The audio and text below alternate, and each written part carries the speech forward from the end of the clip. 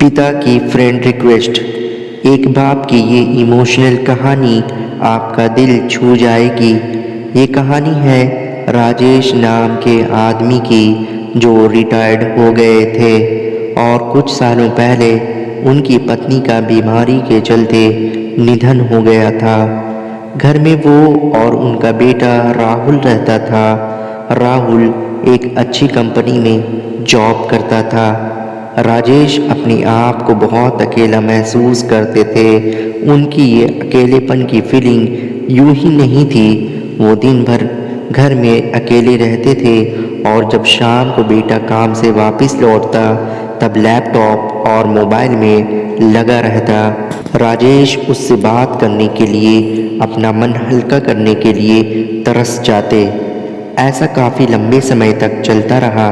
राजेश ने सोचा कि अब उन्हें ही कुछ करना पड़ेगा। उनके पास एक सिंपल कीपैड वाला फ़ोन था, इसलिए उन्होंने अब एक नया एंड्रॉयड फ़ोन ले लिया। इस फ़ोन में उन्होंने अब सोशल मीडिया का यूज़ कैसे करना है वह सीखना शुरू कर दिया।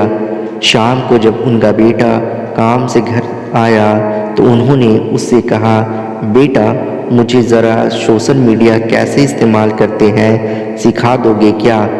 राहुल उस रोज़ थोड़ा चिड़चिड़ा नज़र आ रहा था। उसने अपने बाप को कहा कि मैं यहाँ इतना थक हार कर काम से लौटा हूँ और आपको कुछ नया सीखना है। मेरे बारे में नहीं सोचते कि थोड़ा आराम करने दो?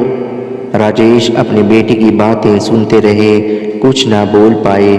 उन्हें अंदर से बहुत बुरा लग रहा था, लेकिन वह अपने आंसू रोके हुए थे।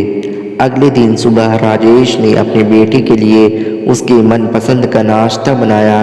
नाश्ता करते हुए बेटे का मूड अच्छा लग रहा था, इसलिए राजेश ने फिर से उससे कहा कि बेटा मैंने सोशल मीडिया पर अकाउंट तो पड़ोसी के लड़के से बनवा लिया है, अब तो मुझे बता दे कि इस पर पोस्ट कैसे करते हैं। अपने बाप की बातें सुनकर इस बार राहुल ज़ोर ज़ोर से हंसने लगा और कहने लगा, क्या पापा आप भी इस उम्र में कहाँ सोशल मीडिया के चक्कर में पड़ रहे हो?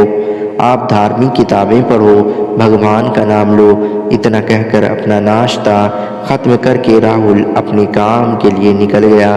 राजेश ने उसके बाद भी एक दो बार अपने बेटे से सोशल मीडिया सिखाने के लिए कहा, लेकिन उसने अपने बाप की बात पर ध्यान नहीं दिया।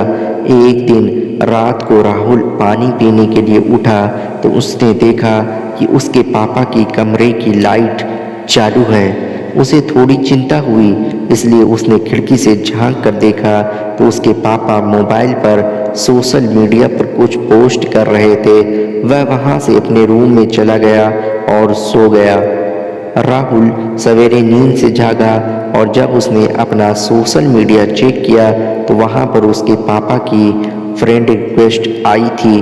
फ्रेंड रिक्वेस्ट एक्सेप्ट करने के बाद जब राहुल ने अपने पापा का अकाउंट चेक किया तो उसमें सबसे पहली पोस्ट जो थी उसमें उसी के बचपन की फ़ोटो डली हुई थी और लिखा था, हैप्पी बर्थडे बेटा। राहुल को अब रियलाइज़ हुआ कि क्यों उसके पापा सोशल मीडिया सीखने के लिए इतने पीछे पड़े हुए थे और क्यों यह काम उनके लिए इतना ज़्यादा इम्पॉर्टेंट था।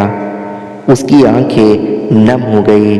वो सीधा अपने पापा के कमरे में गया और उनके गले लगकर उनसे माफ़ी मांगने लगा।